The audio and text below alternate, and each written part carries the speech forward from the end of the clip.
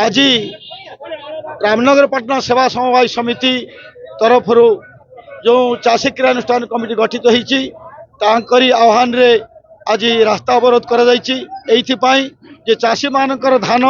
यथा समय सरकार बा मिलर किणु न आज आम बाध्य राजरास्ता बसीचु 464 जन जो चाषी पंजीकृत होती मात्र 97 जनकर धान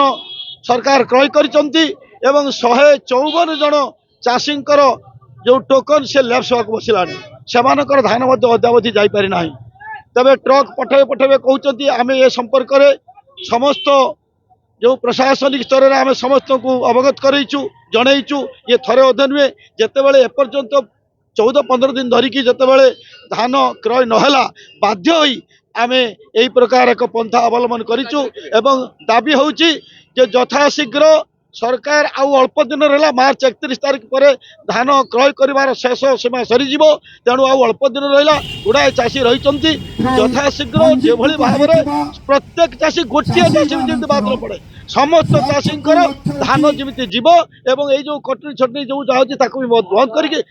धान यथा समय जीव बैंक में अर्थ जमी पैठ हम।